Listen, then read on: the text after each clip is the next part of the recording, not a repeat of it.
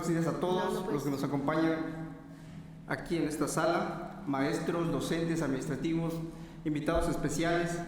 Estamos aquí para llevar a cabo la actividad de proyecto vertical de la Universidad Tujemex, intitulada El Conversatorio Hablando Derecho, llevada a cabo y organizada por los estudiantes de la licenciatura en Derecho del primer semestre. Y el objetivo básicamente es analizar, conversar acerca de una problemática de salud pública que aqueja a la sociedad mexicana, no de ahora, sino ya tiene bastante tiempo, como lo es la violencia de género. La violencia de género no es privativa de la sociedad mexicana, lo entendemos, ¿no? Una de cada 3 mujeres a nivel mundial sufre de violencia física y sexual, de acuerdo a la Organización Mundial de la Salud.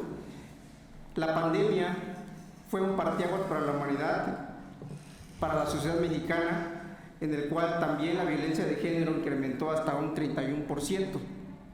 ¿Qué evidenció esto, no? Que tenemos un problema estructural, un problema que tenemos que atender, que tenemos que discutir, que tenemos que sumarnos al pensamiento crítico para ver, discutir y analizar sobre lo que se está llevando a cabo para atender esta problemática. Doy la bienvenida a mis panelistas, a Cristian Báez, Aldo Juárez, Enrique Redondo y Alondra Tobar. Vamos a discutir esta problemática, como ya mencioné, de la violencia de género, el cual el Estado mexicano ha tratado de regular o hacer frente a esta problemática con la Ley General de Acceso de las Mujeres a una Vida Libre de Violencia, promulgada en 2007, la cual prevé básicamente la prevención, la sanción, la sensibilización acerca de esta problemática que nos aqueja como sociedad. Y como ya comenté, necesitamos discutirla, ¿no? Sumarnos a esta discusión para poder tratar de llegar a nuevos puertos que nos ayuden a convivir mejor como sociedad, ¿no? A final de cuentas, una sociedad igualitaria, libre de violencia, es lo que todos buscamos como sociedad.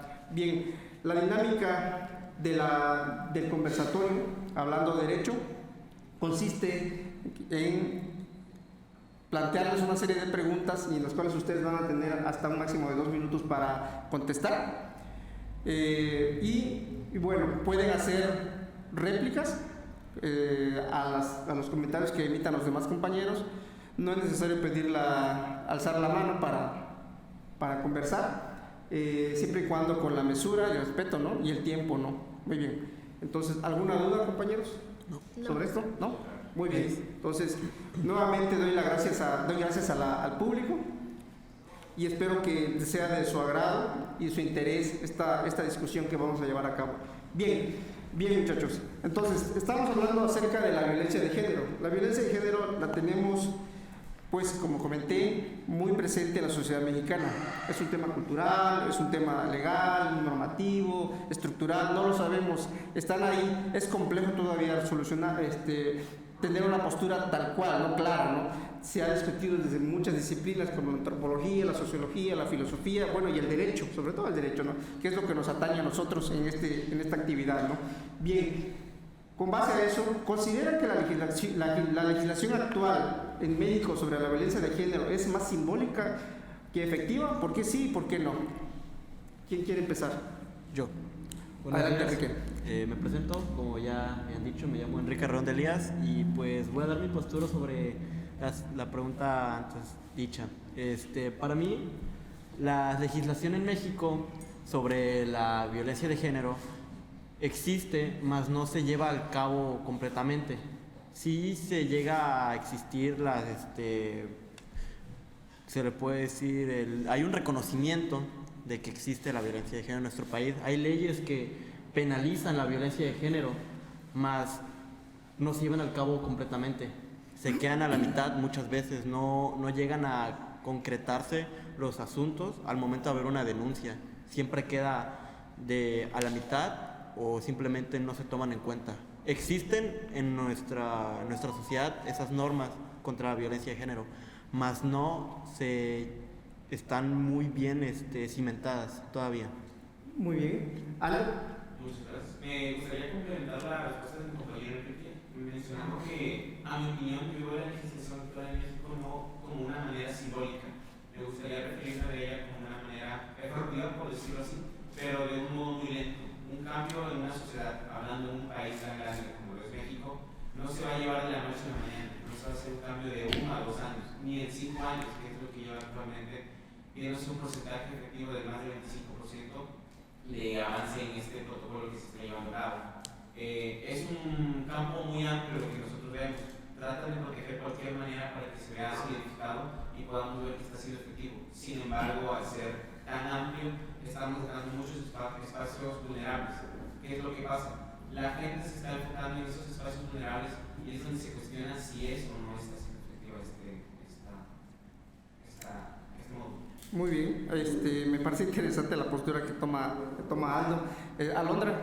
Bueno, sí hemos de reconocer que la legislación actual de México sí ha hecho un cambio muy efectivo, muy bueno, más que efectivo, simbólico, ya que en materia de género nada más es el 1%, pues en temas de feminicidio, nada más el 1% cubre con este proceso legislativo que se lleva a cabo por la denuncia. Entonces yo creo que hace falta más que nada reactivar más leyes y que se haga más efectivo este proceso. También así como fomentar la denuncia, lo que es la denuncia y que realmente vaya a proceder contra lo que diga esta persona. Así como dejamos espacios vulnerables, también tenemos que hacer valer la ley. Entonces, bueno, a veces las denuncias no proceden porque son 7 los requisitos que se necesitan para un caso de feminicidio. Entonces yo creo que habría que reclasificar este tipo de denuncias para que la ley sea más efectiva. Bien, a ver, Cristian. Bueno, hay un punto que menciona mi compañera Alondra que me llama mucho la atención y concuerdo con él. Es más simbólica que efectiva. Según las cifras que nos ofrece el Sistema Nacional de Seguridad Pública, Veracruz ha ocupado durante los últimos 5 años el 3er lugar en tema de feminicidios. En Veracruz se pueden registrar al menos 11 feminicidios diarios. A pesar de que contamos con las regulaciones que pueden proteger a las mujeres, no es una sorpresa que sigan habiendo casos de feminicidios diarios. ¿Eso qué quiere decir? Que a pesar que hay las leyes y legislaciones que pueden ayudarlas para reducir ese tema, no resultan tan efectivas. Un caso de esto muy importante es el tema del homicidio y feminicidio, como lo mencionó mi compañera. Para poder tomar el caso y catalogarlo como feminicidio, hay que llevar a cabo 7 regulaciones para poder tomarlo en cuenta. Sin embargo, este es un proceso que se hace más tardado. Si todos los casos se catalogaran sin género como homicidio, pudiera ser un acto más eficaz para poder controlarse, para poder llevar a cabo. Pero el hecho de aprobarlo como feminicidio lleva un proceso más tardado y más laborioso. Es importante reconocer la importancia de catalogarlo también como feminicidio, pero también es importante buscar la eficacia de todas las legislaciones para que puedan dar una buena eficacia en nuestra sociedad. Bien, aquí me llama la atención las posturas que están emitiendo. Yo aquí identifico al menos 2. Me están diciendo que por una parte la legislación es simbólica, ¿no? Que no es tan efectiva como tal, aunque el dato de que señala Aldo me parece contundente en el avance que hay. Aún así, señalan que es más simbólico que efectivo, pero también, tanto Alondra y un poquito en menor medida Cristian, apuestan por un estado punitivista, es decir, más castigo, para que se haga más efectivo. Esto es un reflejo también de cómo se está viendo este tipo de problemática y cómo podemos atenderla, ¿no? Es decir, o es a través de la ley como tal, o también sí a través de la ley, pero una ley todavía más agresiva, más punitiva. Entonces, esto nos lleva a la siguiente pregunta, es decir, ¿en qué medida las tradiciones y normas culturales en México justifican o perpetúan la violencia de género? ¿Es posible cambiar estas normas sin perder la identidad cultural? ¿Quién? Isabel. Me gustaría empezar. Como lo mencionamos hace un tiempo, como tradiciones sí, se puede referir el Día de Muertos y cosas creadas con un paso lineal en lo que se determinaba que podía ser un género o que no. No siento que sea importante olvidar las tradiciones, sin embargo, sí poderlas interpretar de una mejor manera. Ok, ya pasaron, las podemos recordar. Pero lo importante de esto es reconocer que son cosas que ya pasaron, saber saber dejar las cosas atrás. Como decía, no olvidarlas y seguirlas comentando, ya que, como lo decía bien dicho, quien no conoce su historia está condenado a repetirlo. Y esto se lleva desde mucho tiempo. Puedo decirlo como ejemplo, la crianza de los padres. Por generaciones se podía decir que los abuelos inculcaban a sus hijos que ciertas labores o ciertas cosas eran hechas por género. Si eras varón no podías ayudar en la casa, si eras mujer no podías sustentar para el hogar. Y esto se ha cambiado con la crianza. Recuerdo que mi padre me decía que a él le inculcaban esto, a poder ayudar en los labores domésticos. Y recibía cierto maltrato, por así decirlo, de sus tíos al ver que hacía esto y ellos lo veían de una mala manera. Lo que hizo bien en ese caso mi abuelo con mi papá fue que gracias a eso pudo haber inculcado una línea diferente. Y llevando eso, mi papá me inculcó a mí lo que claramente podría ser un rol muy diverso de que no solamente yo por ser hombre puedo hacer esto y por ser mujer debo hacerlo. Muy bien, a ver, Enrique. La pregunta que nos acaba de proporcionar, yo creo no se refiere tanto a las tradiciones que tenemos como sociedad, de Día de Muertos, Día de Independencia, no. Yo creo que se refiere más a las tradiciones que tiene la familia mexicana, pues, del pasado. Se refiere más a los roles que tienen las familias. La mujer, como ya habías dicho, de que la mujer tiene que cuidar a sus hijos, darle a alimentar a la familia, y el hombre tiene que salir a trabajar y proveer para ellos. Yo puedo decir que en estas nuevas generaciones, como los que estamos algunos aquí presentes y nosotros, puedo decir que debemos tener un nuevo tipo de pensamiento. No perder las tradiciones que nos identifican como sociedad, sino desaparecer esos roles que existen. Porque si no los hacemos cambiar, esta situación va a seguir y va a seguir y va a seguir. Así que necesitamos ese tipo de pensamiento un poquito más abierto y liberal. Muy bien, a ver, Alondra. Concuerdo con lo que dice mi compañero Enrique. Creo que nuestras tradiciones y normas suelen asignar estos roles de hombre, mujer y más que nada basado en los estereotipos. ¿Qué rol tiene que cumplir una mujer? ¿Qué rol tiene que cumplir un hombre? Y yo creo que esto perpetúa a la violencia de género dentro de México. El decirle cómo comportarse a una mujer puede llegar a hacer que el hombre se vea con ese derecho de agredirla, y no solo físicamente, sino también moralmente. Psicológicamente también. Entonces, en mi perspectiva es que en México está tan normalizado esta violencia de género por los estereotipos que se manejan dentro del Estado, dentro de las comunidades, dentro de casa, y pues yo creo que el cambio hay que empezarlo desde ahí. Tener actualizados, pues ahora sí que nuestros valores como personas, y saber que todos tenemos a lo mejor el mismo rol o podemos ser igualitarios en cuestiones de trabajo, en cuestiones domésticas. Bien, Cristian. Muchas gracias. Pues no es una sorpresa que México sea un país que durante más de 100 años ha tomado costumbres machistas. Sin embargo, a día de hoy podemos recalcar 3 tipos de violencia que se han destacado hacia la mujer. Dentro de ellas está la psicológica, la económica y la física. Este tipo de violencias son las costumbres que se han respetado durante los años y las décadas, pero aquí es donde entra el criterio propio de cada persona, porque a pesar que crecemos a veces en familias donde, como comentan mis compañeros, las mujeres y los hombres tienen roles, porque al parecer en antiguas generaciones el hecho de una tarea tanto laboral como doméstica tenía géneros. Aquí es donde creo que hay que romper hay que romper las líneas, hay que romper esas reglas, hay que romper con esas costumbres y poder darle paso a las nuevas generaciones que afortunadamente pues tienen un pensamiento más, creo, crítico para poder dar su opinión y poder hacerla valer, porque al final de cuentas, aunque sean las costumbres establecidas, creo que cada persona con criterio propio puede decir lo que está bien y lo que está mal, y yo creo que el día de hoy poder hacer que los derechos de las mujeres y hombres tengan el mismo valor de manera igualitaria, porque no es tan solo ver por el lado de los homicidios. Aquí en Veracruz tenemos el caso de que cada 100,000 habitantes tenemos 14,000 feminicidios o agresiones por violencia de género, pero sin embargo tenemos 16,000 casos de violencia de género en cuanto a los hombres. Y sin embargo, le estamos dando tal vez más atención al caso de mujeres. No lo minimizamos, pero también hay que recalcar que esto es igualdad de género. No vamos a darle prioridad a ningún género, porque ambos valen por lo mismo. Muy bien, a ver, aquí me llama la atención lo que acaba de señalar Cristian. Primero, lo que podemos tener como un denominador de lo que acaban de plantear en sus respuestas es que tenemos un país machista. Hay que reconocerlo, ¿no? Tenemos un país machista. Ya ahí señalaba Cristian, ¿no? Se quedó corto quizás con el tema de 100 años, hablar de un país machista.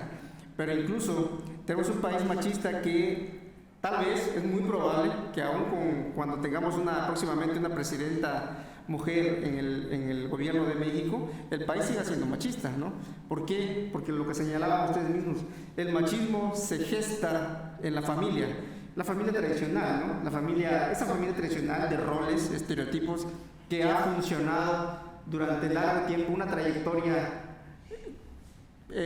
bastante extensa de tiempo, ¿no? Y como todo, si durante una línea de tiempo funciona algo, ¿por qué habría que cambiar, no? Entonces, quizás ese es el debate que existe ahorita en la sociedad, de por qué si algo ha funcionado tenemos que cambiarlo, y esa resistencia, es normal la resistencia, ¿no? Por parte de los grupos que se oponen a los cambios. Entonces, sí, primero hay que partir que tenemos un país machista, una sociedad que se resiste al cambio, o parte de la sociedad que se resiste al cambio, pero también tenemos la otra parte de no evitar tratar de confundirnos en el hecho de que la violencia de género no solo implica a la mujer, lo señala Cristian, también implica al hombre. Incluso si nos vamos a las cifras, al dato duro, quien muere más son los hombres, ¿no? Quienes se arriesgan más son los hombres, pero incluso eso no minimiza, por otro lado, la violencia de género que estamos viviendo. Ahora bien, entonces, en el país, somos un país joven que vive en democracia, tenemos, ¿qué? 23 años de vivir en democracia, ¿no? Apenas vamos a cumplir 23 años de vivir en democracia. Estos cambios institucionales que se han llevado a cabo necesariamente tenían que implicar en muchas tradiciones, costumbres, estereotipos, roles en la sociedad mexicana. La manera de ver la violencia de género es parte de estos cambios que estamos viviendo como sociedad, ¿no? Tuvimos el derecho al voto, y bueno, ahora estamos conquistando más derechos como sociedad, y visibilizar otros problemas como la violencia de género es parte de este proceso que vivimos como sociedad. Ahora bien, entonces aquí el parteaguas, este cambio que estamos viviendo nosotros y que estamos discutiendo aquí, es ver, bueno, qué tipo de ciudadanos hemos formado en estos recientes 23 años de vivir en democracia. Es decir, es hora de preguntarnos, bueno, ¿y qué tipo de ciudadanos tenemos? ¿Qué tipo de ciudadanos está formando esa familia tradicional de roles, de estereotipos, que se tiene que enfrentar a esta nueva realidad que vivimos como país? Y ahí es donde entra el tema de la educación, y es la tercera pregunta, que ¿es la educación en México suficientemente inclusiva y efectiva para combatir estereotipos de género, o contribuye de alguna manera a perpetuar la violencia como tal? Bueno, Alondra, ¿sí? yo creo que no es suficientemente inclusiva ni efectiva. Es muy bien dado a que en las escuelas mexicanas o en las escuelas públicas se perpetúe esta violencia de género. Como ya había mencionado en mi respuesta anterior, se tienen muy marcados los roles de niños y niñas. Un ejemplo es a la hora del receso en las escuelas, porque las niñas no pueden jugar con los niños, y normalmente los puntos principales de esta pregunta es: ¿se pueden raspar las piernas? Si corren traen falda, los niños juegan muy pesado, o ¿por qué los niños no pueden jugar con las niñas? Bueno, es que ellos no juegan con muñecas, ellos no juegan a la cocina, porque son roles que se inculcan desde casa. Tenemos que tener la capacidad de educar a estas nuevas generaciones de la misma manera en la que se puede educar a un niño. Ambos tienen las mismas capacidades, ambos tienen las mismas habilidades, y creo que también necesitamos una capacitación constante en nuestros directivos, en nuestros maestros, directores, o incluso campañas de apoyo para estas escuelas, el que todo sea más inclusivo y igualitario. Muy bien, a ver Enrique.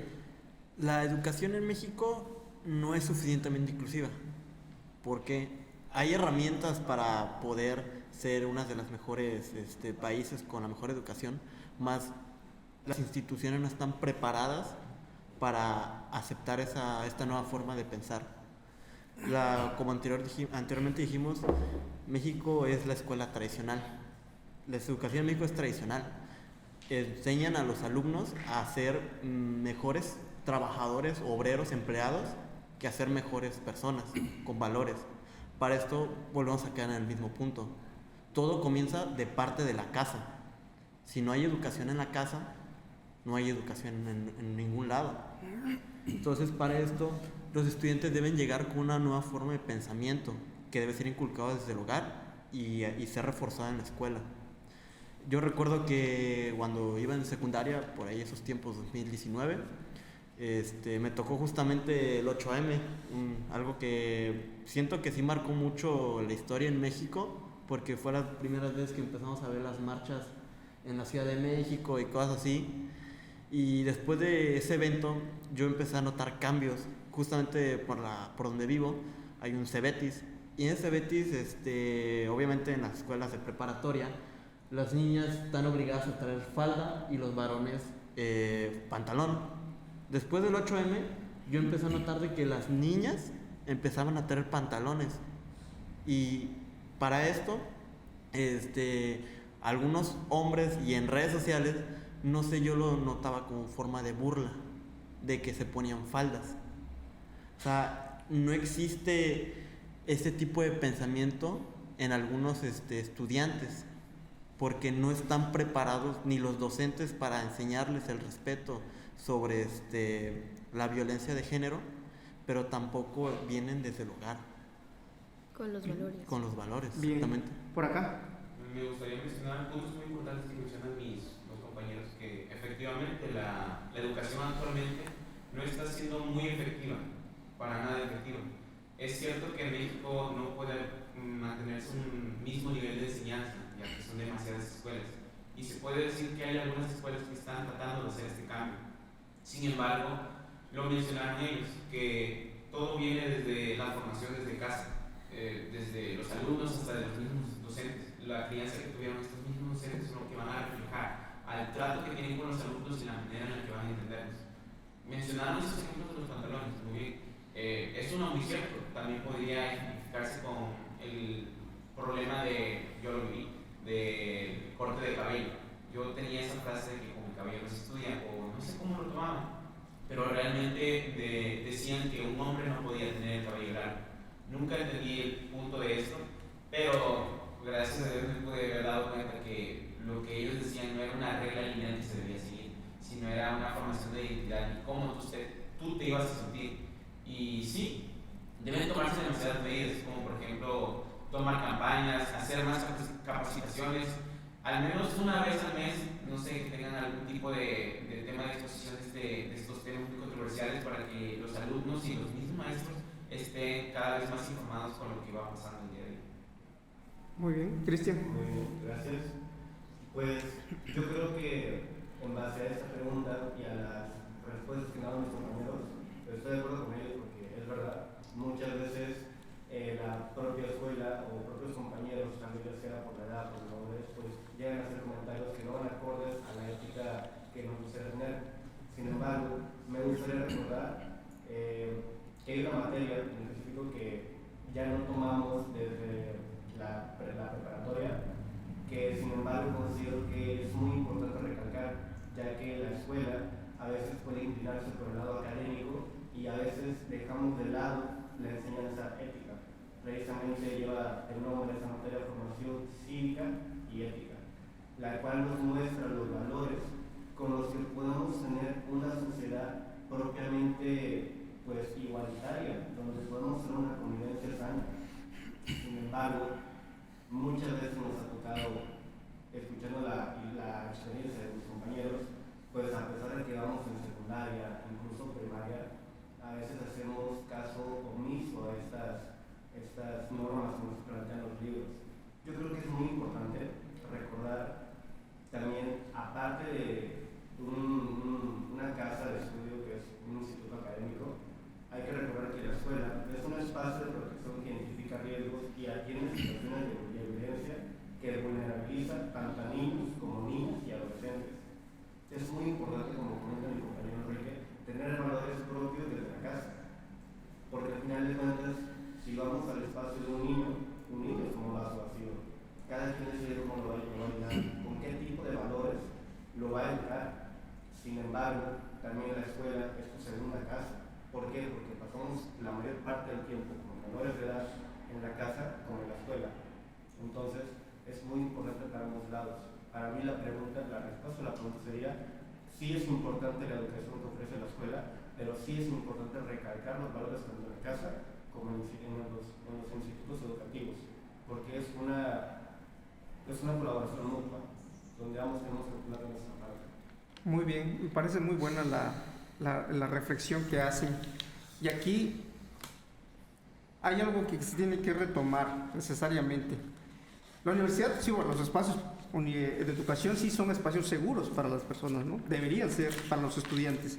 Ahora, cuando mencionan el tema de que la escuela muchas veces requiere capacitación o perpetúa la violencia, ahí yo difiero un poco con ustedes, porque creo que si algo ha hecho el gobierno o el sistema educativo es tratar de adecuarse a las nuevas agendas, ¿no? ¿Cómo se llaman las agendas que se están instrumentando en la sociedad? Y el tema de la violencia de género creo que es uno de los espacios donde más se ha trabajado eso. Cierto, hay muchos retos por afrontar todavía, pero en ese mismo sentido, creo que también lo que señalaba Enrique, lo que señalaban por acá, es el tema de la ética, ¿no? Una cosa es el sistema educativo te forma, te da conocimiento, te acerca a la ciencia, pero la parte de los valores, eso sí lo fomenta la escuela, como el respeto, pero también hay una parte que tiene que venir de casa, ¿no? La familia.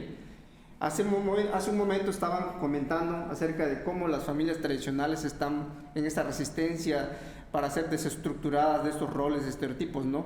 Si por un lado tenemos a estas familias tradicionales siendo impactadas por estos cambios que quieren entrar, y por otro lado esperamos que la universidad nos forme, entonces creo que al final de cuentas los estudiantes quedan bailando en esta lucha que estamos viviendo hoy en día, ¿no? Entonces, ahora bien, si nos ponemos a ver un poquito más a profundidad, con base a lo que sucedió en la pandemia, si algo reflejó este parteaguas, esta coyuntura de la humanidad, fue el tema económico. Las familias hoy en día sale a trabajar papá, sale a trabajar mamá, 8 o 10 horas trabajando, y bueno, si tienen hijos, bueno, ¿quién atiende a los hijos? No le podemos dar la responsabilidad únicamente a la escuela para que forme a los estudiantes, a los jóvenes, ¿no? Los papás, como todo ser humano, ¿no? Llega cansado y no hay tiempo para el tiempo de calidad que deberían tener los hijos, para ser formados en ética, en moral, en valores, en respeto, ¿no? Y bueno, generalmente ese espacio es retomado por las redes sociales, el internet, ¿no? Hoy en día tenemos una serie de jóvenes totalmente desensibilizados de lo que pasa alrededor, ¿no? Caminan por las calles todos conectados con sus audífonos, no saben qué sucede, metidos en el celular, ¿no? La adicción al celular es tremenda hoy en día, y esto es parte de las consecuencias que estamos viviendo como sociedad en esta desestructuración. Para que cambie la sociedad hay que destruir lo que hay, ¿no? Y estamos en esta vorágine, esta espiral. Bien, por eso es que también llega aquí la otra pregunta. ¿Quién es el responsable, ¿no? de la educación, de formar nuevos ciudadanos, mejores ciudadanos? ¿Debería el gobierno ser el principal responsable de combatir la violencia de género, o recae esta responsabilidad más en los individuos o la sociedad civil? Esa sería nuestra última pregunta. ¿Quién la quiere responder? ¿Yo? A ver, Enrique. Naturalmente, el gobierno está obligado a combatir la violencia de género en el país, pero por el otro lado, también cae responsabilidad en parte de la sociedad, en nuestra sociedad, porque porque para nosotros la violencia de género es como un cáncer. Si nosotros no quitamos ese pedacito cancerígeno de nuestro cuerpo, si lo quiero decir así, va a seguir creciendo y creciendo y creciendo. Entonces, esto es algo mutuo que deben poner su parte el gobierno, que está obligado, y la sociedad, que no debe permitir estos tipos de situaciones en nuestra vida cotidiana, día a día. La verdad, yo estoy molesto, harto de ir caminando en las calles y muchas veces toparme con este tipo de situaciones de una chica o una mujer que va caminando y pase un grupo de hombres y le piten o le chiflen, y pues me genera mucha impotencia a mí en lo personal el no poder hacer algo al respecto. Pero para el gobierno no debe permitirse eso en nuestra sociedad, porque es algo que a él no le favorece. ¿Por qué? Porque simplemente es la vida. El quitarle la vida a un ser humano, hombre o mujer ya sea, es condena de algo, un castigo. Así que esta labor debe ser luchada por el gobierno, que debe poner las herramientas para combatir la violencia de género, y la sociedad, que debe estar dispuesta y abrirse a otro tipo de pensamiento en contra de esto. Muy bien, a ver, por acá, Aldo. Efectivamente, sí, la culpa cae en ambas partes, tanto del gobierno como de la sociedad. No me podría inclinar de algún punto porque de cierta manera todos influyen de una manera muy fuerte. Y sí, la población la conforma todo México, todas las personas tenemos la decisión de, en base a nuestro comportamiento, a cómo vamos a llevar a nuestro país. Y sí, tenemos mucha parte culpa, por decirlo así, porque la formación de una persona, lo dijimos anteriormente, se viene desde casa, la educación, y es lo que nos va a formar a ser las personas que vamos a ser hoy en día o en un futuro. Y por parte del gobierno podría decirse que no está haciendo su trabajo del todo bien, porque actualmente las personas ya no ven a los órganos públicos de seguridad como un área segura, una zona confiable. Una persona, si tiene un problema, realmente trata de hacer mano propia para poder tener justicia, o guardarlo por este mismo miedo de que la policía no te puede ayudar, te puede incluso jugar un movimiento en contra. Y las sanciones son muy importantes en estos casos, porque la gente sigue haciendo lo que está mal hecho por no tener, no me gusta decir el miedo, sino esta parte de respeto al gobierno, para decir, ok, lo que estoy haciendo está mal, claramente lo sé, lo voy a hacer, pero estoy viendo la sanción que voy a recibir, y que al menos eso haga frenar a la persona y concientizar más en lo que va a hacer. Y me voy a quedar con la respuesta de que en partes iguales cae la culpa en el gobierno y en la población. Muy bien, a ver, Sandra. Bueno, es bien sabido que el gobierno puede tomar medidas para sancionar a los agresores, pero como menciona mi compañero Aldo, necesitamos ese fortalecimiento de las leyes y las instituciones que se encargan de este tipo de denuncias o de casos, para accionar, para que nosotros podamos también generar ese ejercicio de denuncia. Esa cultura de la denuncia. Exactamente, porque no podemos abordar la violencia de género de forma efectiva. O sea, el gobierno no tiene la capacidad para abordar toda esta situación, y nosotros como individuos y mal informados tampoco. Es una parte que se debe de cumplir mutuamente para que nosotros podamos cambiar conforme a estas nuevas actualizaciones que tenemos en nuestra sociedad. Como mencionaba mi compañero Enrique, ese acoso en las calles ya el gobierno no lo puede controlar, ya es algo de los valores como ser humano y como individuos, que pues no debemos de permitirlo, porque estaríamos fomentando otro tipo de violencia, otro tipo de acoso. Y pues sinceramente a mí como mujer, me genera una inseguridad caminar por las calles sola. Por ejemplo, no podría ir caminando sola a altas horas de la noche por miedo a que me pase algo. Entonces necesitamos ese fortalecimiento de leyes por parte del gobierno, pero también cambiar como individuos para que la sociedad sea mejor, ir aportando ese granito de arena que poco a poco va a ser un cambio en todos nosotros. Muy bien, Cristian. Claro, muchas gracias. Pues justamente la pregunta me parece algo muy interesante, porque planteando en quién cae la responsabilidad, en el gobierno o el gobernante, el gobernado. Yo creo que México es un país soberano en el cual tenemos tres poderes, los cuales son ejecutivo, ejecutivo y judicial. Dos de ellos están encargados de legislar y aprobar las leyes para que podamos tener una población en sana convivencia. Sin embargo, tenemos también un poder que se encarga de que estas leyes se ejecuten de manera correcta. Sin embargo, considero que todas estas reformas, todas estas leyes, todos estos procesos que se llegan a hacer en estos puntos son propiamente eficientes, mientras también como sociedad podamos hacer un cambio cultural. Porque no es tan solo políticamente hablando se va a hacer un cambio porque se hagan estas leyes. Es muy importante también llevar a cabo el cambio de cultura, como lo mencionábamos antes.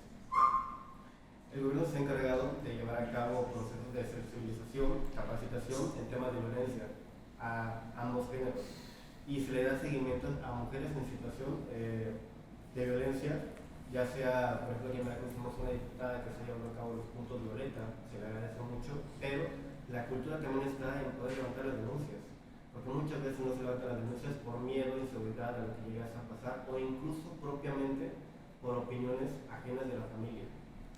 Influye mucho ese tema. Yo creo que la responsabilidad recae en ambos lados, tanto por el lado del gobierno, tanto del lado como de la ciudadanía, porque no se va a hacer un cambio de la noche a la mañana, es un cambio que se tiene que ir haciendo y que se lleva haciendo durante años, pero es un proceso, pues, para bien o para mal, que tiene un tiempo lento, es todo un proceso, pero yo creo que, como comenta mi compañera Laura, cada quien aportando su granito de arena podemos hacer los cambios, porque así es como comienzan los grandes cambios, con pequeñas aportaciones. Entonces, yo creo que todos, incluso desde casa, desde las escuelas, desde las empresas, desde los institutos en los que nos encontramos, podemos hacer esas aportaciones, enseñándole a nuestros hijos, mostrándole capacitaciones de igualdad de género a nuestros trabajadores, dando las mismas oportunidades de empleo.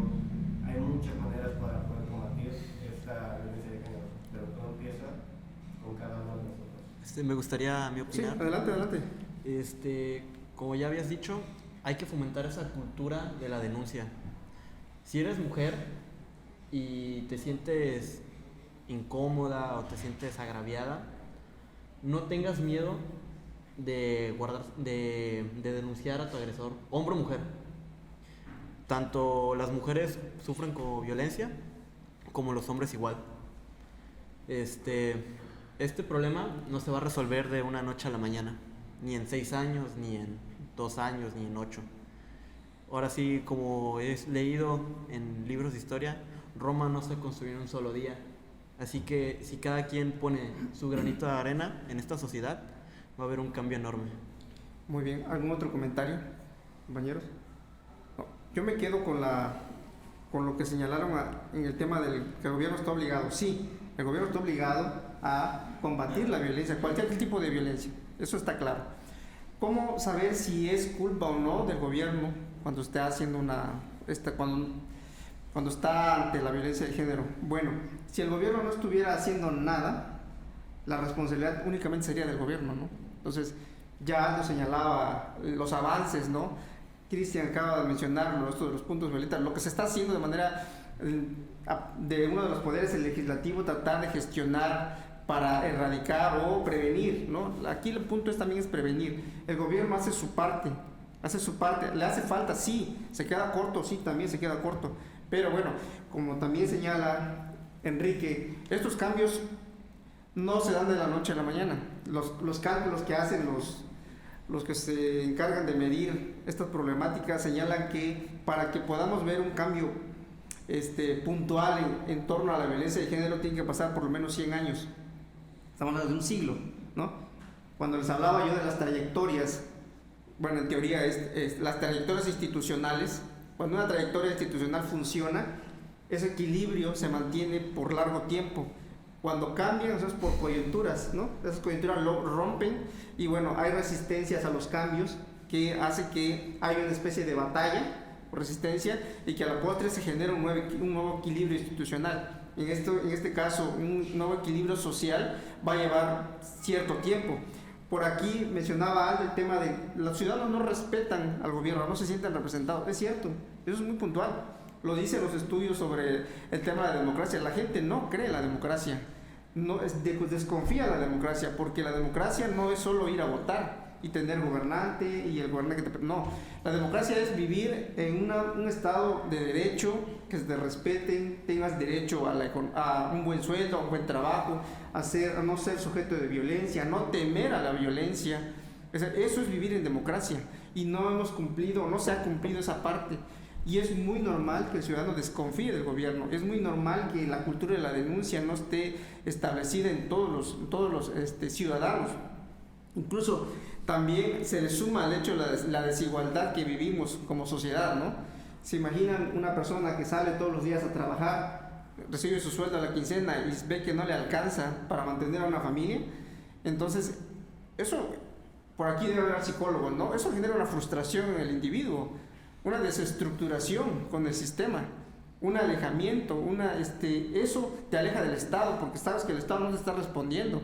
Ahora, véanlo desde el punto de vista de la mujer o el hombre que sufre violencia de género. O sea, sabes que no puedes acudir a la autoridad porque no sabes si te van a resolver o te van a revictimizar, como se llaman, ¿no? Te van a preguntar y cuestionar y realmente tú no tienes la culpa de lo que te pasó, ¿no? Te van a decir, ¿no?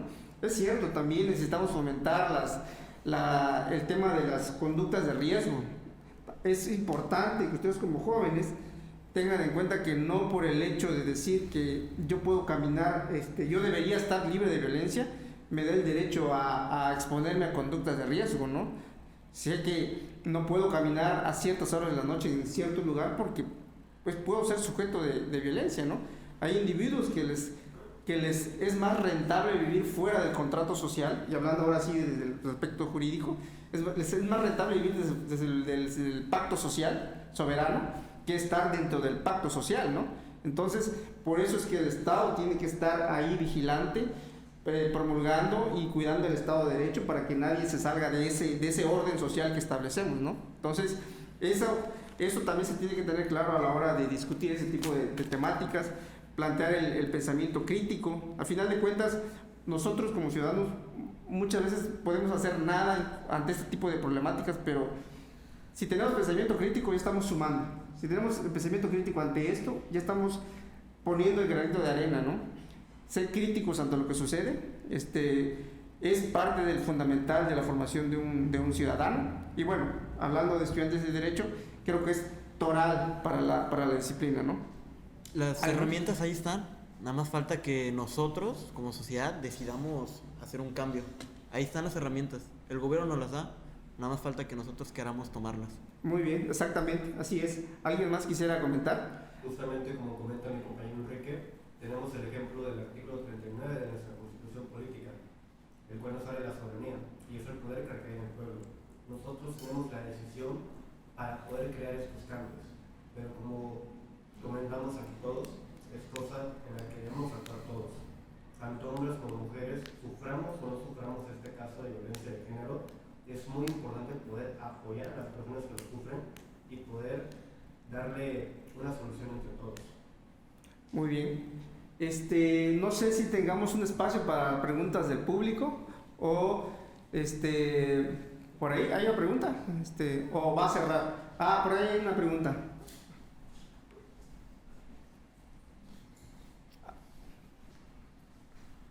El público quiere preguntar, compañeros. Entonces, hay que responder.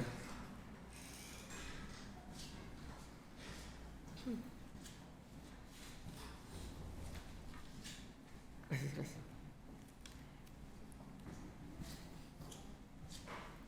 Con una sola, comenzamos. Tenemos con una sola palabra, ¿qué aporta este proyecto a la formación de ustedes como abogados?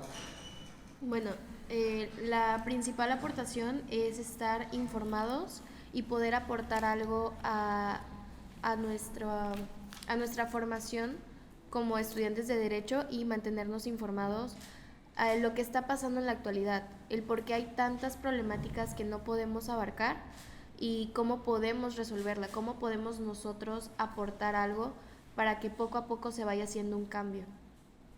Enrique.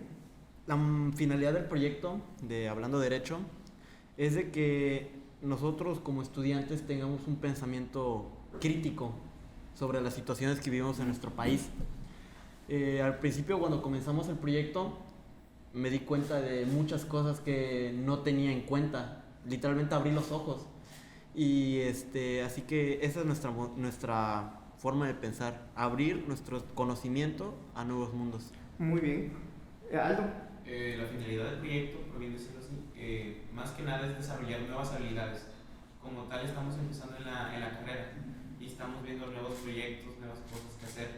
La importancia de todo esto es darnos un tema, saber cómo desenlazarlo y poder tener esta habilidad, como bien lo dijeron, un pensamiento crítico para poder charlar sobre ello y dar un aporte a la sociedad para que se mantengan informados como ustedes o como nosotros.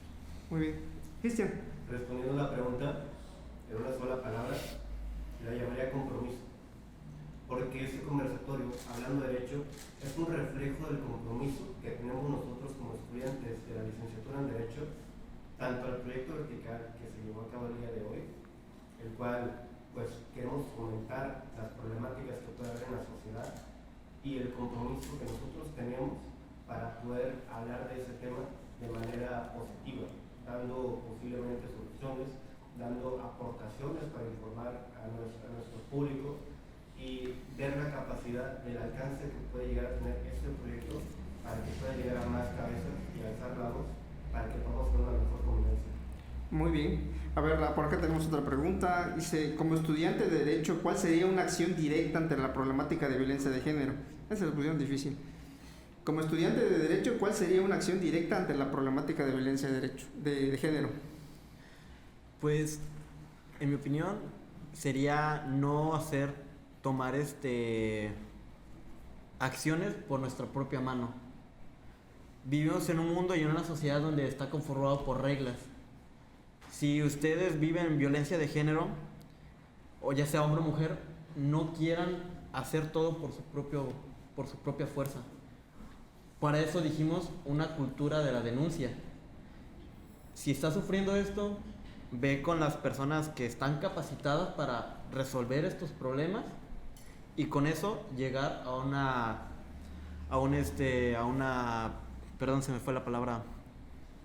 un castigo sobre la persona que está ejerciendo violencia de género. Muy bien. ¿Alguien más? Aldo. Sí, como estudiantes de Derecho, ¿cómo podemos ayudar en este tipo de problemáticas? Bien, ya sea una persona o sociedad, nuestro deber o lo que en este caso podemos hacer, ayudar, es exactamente eso, abrirle los ojos a esa persona y darle diferentes métodos de cómo se puede resguardar o cómo puede salir de ese problema o situación para que no se quede estancado y darle diferentes soluciones. Muy bien, aquí tenemos otra pregunta. Dice, ¿cómo consideran que el sistema educativo en México podría formar a individuos más concientizados ante esta problemática? ¿Y en qué punto converge con el núcleo familiar para apoyar a combatir este tema? Yo creo que la forma en la que podría apoyar la escuela a que también estén conectados más con la familia y tengan en cuenta estos valores como personas o bueno, como niños en formación, yo creo que sería promoviendo las campañas, por ejemplo, de la familia, hacer campañas en algún parque acompañados de algún adulto o persona que esté a cargo de este menor y bueno, hacer pláticas, juegos para que los niños también vayan interactuando y creen ese lazo familiar mientras tienen retroalimentación y ¿cómo se dice? Una convivencia familiar que pueda fomentar esos valores. Muy bien, por acá. Justamente creo, de la misma manera manera que opina mi compañera Londra en forma de contribución. Creo que los planteles educativos, para poder fomentar ese tipo de enseñanzas y poder tener ciudadanos o profesionistas con un pensamiento más igualitario, es este tipo de pláticas, las conferencias, las prácticas, actividades recreativas, en las cuales se pueda traer a los padres de familia para que participen también en estas conversaciones, para que podamos informarles la importancia de la igualdad de género, para que podamos informarles la importancia de la educación en casa, tanto los docentes como los padres de familia, para que puedan atribuirse a todos de manera continua y mutua. Muy bien, yo creo que más aquí voy a añadir algo. Creo que más allá de las críticas generalizadas que hay en torno al gobierno federal, si algo se ha dado cuenta las administraciones, la administración federal actual, es en el hecho de cómo el sistema capitalista y este sistema neoliberal, que a mí me costó trabajo entender la crítica hasta que ya entendí de manera más clara, cómo se ha catalogado a la familia como ese gran enemigo, ¿no? Que el enemigo, la familia tradicional era el formador de machistas, de violentadores y todo, etcétera, ¿no? Casi se minimizaba lo bueno que genera la familia, ¿no? Los temas de valores, respeto y todo eso. Incluso, pero este sistema capitalista, consumista, neoliberal en el que estamos, ha llevado a que la familia no necesariamente tenga el tiempo de calidad que ustedes están mencionando, que se requiere. Entonces, si se dan cuenta, ahorita hay en la agenda de discusión la reducción de la jornada laboral. Dentro de eso, reducirlas a 40 horas, es decir, quitarle 8 horas de trabajo al trabajador, va en ese propósito de que tengan el tiempo, ya sea para ellos mismos, para la familia y para todo lo demás, ¿no? Claro, va a haber resistencia, como todo, ¿no? Pero son pequeños cambios que necesitamos como sociedad, ¿no? Quien haya tenido la oportunidad de estar en Europa y observar, ahí los trabajadores tienen tiempo de calidad para sus familias, tienen tiempo para irse de vacaciones. Entonces, cuando se observa eso y luego ves sociedades como la mexicana, en la que es dentro de la OCDE, es de las sociedades que más trabaja, entonces dices, algo está mal aquí, ¿no? Algo está mal. Pero bueno, son cambios que se están llevando a cabo. Bien, tenemos aquí otra pregunta, dice, ¿qué aportaría como ciudadano para ir minimizando la violencia de género? ¿Qué aportaría usted como ciudadano para ir minimizando la violencia de género? Creo que está de más decirlo, aunque creo que muchas personas lo han hecho y me gustaría ser una persona de esas que contribuye a ayudar en estos tipos de casos.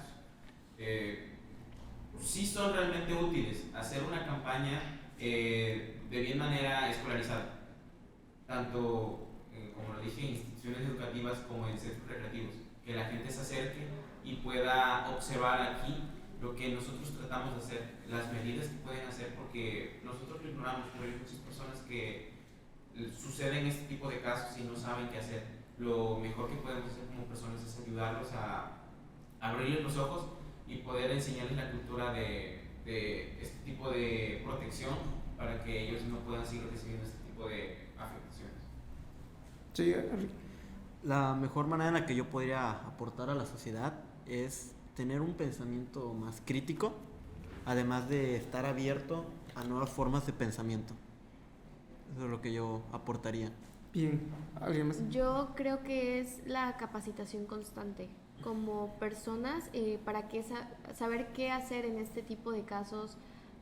No sé, un ejemplo es si alguna mujer va caminando por la calle y la vienen siguiendo, o incluso un hombre y llega a una casa a pedir refugio para sentirse en protección.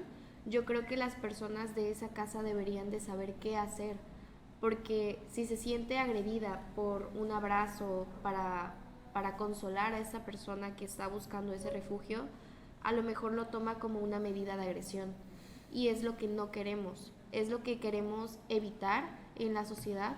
Entonces yo creo que sería la capacitación constante como personas. Bien. Aquí hay otra pregunta que me parece bastante interesante, que es como a manera de queja. Dice, ustedes sugieren que se denuncie la violencia de género, pero la principal razón por la cual las mujeres no denuncian es debido a que al imponer una denuncia y que se haga justicia es un proceso muy largo y que en la mayoría de los casos no se resuelve. Entonces, ¿qué podrían proponer sobre esta situación? Bueno, pues la legislación en México, como ya se había comentado en la primera pregunta, se dijo que existen las normas o las sanciones contra la violencia de género, mas no se llevan al cabo completamente. ¿Por qué? Porque es un proceso de 7 pasos, Sí. donde si uno de estos pasos llega a fallar o no están bien cimentados para el momento de hacer estructurados, gracias, sí puede haber algún puede regresar desde cero el asunto, más sí existen, pero no están, como es un tema nuevo en nuestra actualidad, apenas se está llevando esa transformación. Como ya habíamos dicho, no todo va a cambiar de la noche a la mañana, es cuestión de tiempo, es cuestión de que nosotros o como sociedad y el gobierno vaya aprendiendo en la marcha. A ver, Cristian. Justamente esa pregunta hay que relacionar a una experiencia personal que nos tocó vivir en la familia. Cuando nos tocó vivir en Monterrey, justamente había una prima que su pareja pues, la llevó a violentar. Nosotros como familia obviamente la incitamos y afortunadamente se dio para que pudiera llevar a cabo su denuncia. Aparte de que es verdad, el proceso de denuncia es muy tardado y a veces llega a ser fallido las primeras veces, pero aquí es donde entra también el aspecto cultural, porque si falla el aspecto político, pues también está el aspecto familiar, donde yo creo que me encantó ver que mi familia apoyó y resguardó y le dio la seguridad a esta chica para que esta persona que la violentó no le pusiera un dedo encima. Yo sé que no todas las personas, no todas las mujeres, no todos los hombres tienen a veces la fortuna de contar con una familia que les pueda proteger o resguardar, pero también tenemos algo muy importante, la cual son los centros de resguardo o casas de las mujeres, en los cuales pueden usar ese resguardo para poder darle seguimiento a las denuncias, porque es muy importante ser constantes en ese tipo de procesos, porque aunque parezca complicado, aunque parezca difícil de poder ganar a veces este tipo de casos, tanto el apoyo legislativo como el apoyo de la familia, como el apoyo en sociedad, de manera mutua pueden tener objetivos positivos.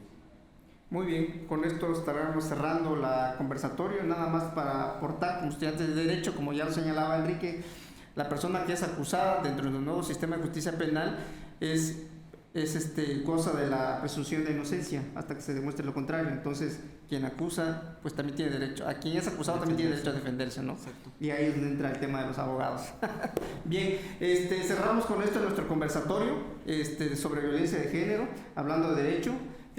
Damos la palabra a nuestro decano para que nos culmine y cierre nuestro evento. Muchísimas gracias a todos.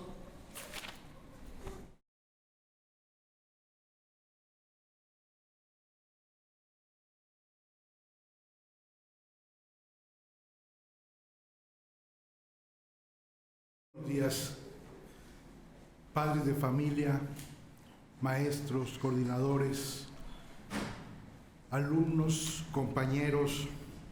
Violencia de género, vaya tema. La violencia de género no es un tema nuevo ni contemporáneo. La violencia de género es un tema que tiene que ver desde los sistemas patriarcales de hace siglos. ¿Qué es lo que está pasando ahora? Gracias a la apertura a la comunicación con redes sociales, con el internet, y gracias a otros fenómenos sociales que han influido en la visualización, en la visibilidad de lo que implica la violencia de género, ha permitido que se dé por sentado, se dé cuenta todo el ambiente político y ciudadano, no solamente de México, sino de básicamente todo el mundo, que el mundo, la sociedad es dinámica. Eso significa que cambia todo el tiempo, todo el día la sociedad va generando cambios que son necesarios observar para poder regular y tener una sociedad sana en lo posible. Quiero expresar mi admiración y lo satisfecho que me encuentro el día de hoy con los procesos de investigación. Este fue un proceso largo, se llevó un semestre de los muchachos, porque me parece que hicieron aportaciones importantes que, más allá de estas 4 paredes, a través de este ejercicio en este formato, tenemos la oportunidad de sacarlo de la institución para que pueda llegar más allá y pueda impactar, que es lo importante de este tipo de ejercicios. Séneca decía: la suerte no existe. Pero entonces, ¿qué es la suerte? La suerte es la preparación y la oportunidad. Y aquí lo que estoy viendo es una gran oportunidad para que, bajo el auspicio de esta institución educativa, UGEMEX Campus Veracruz, tengamos un parteaguas para empezar a desarrollar este tipo de ideas, para desarrollar este tipo de proyectos, pero que impacten realmente a la sociedad. Quiero felicitar y dar las gracias a un área técnica que sin ellos no hubiera sido posible todo esto, y en primer lugar, sin importar cómo los voy a mencionar, todos tuvieron una participación muy importante, a Alan Ortiz, a Dano Suárez, a Félix Bueno. También quiero agradecer a Julio Ernesto González y a Axa Martínez por todo lo que hicieron por este proyecto. También quiero puntualizar que este proyecto es multidisciplinario, porque se utilizaron herramientas de algunas carreras que se puede ampliar y hacer mejor este desarrollo académico. No quiero dejar pasar, darle las gracias y felicitar por su participación al doctor Gerardo Hernández, y especialmente al líder del proyecto vertical, al maestro licenciado Nadine Romero Reyes, que sin él, su idea, su empuje y la emoción de cualquier líder, esto tampoco hubiera sido posible. Muchísimas gracias, padres, maestros, directora, compañeros, alumnos, y espero que esto continúe y sea simplemente el primer paso de grandes éxitos y de observar cómo se contribuye con el esfuerzo de muchos a la formación de grandes profesionales. Muchas gracias.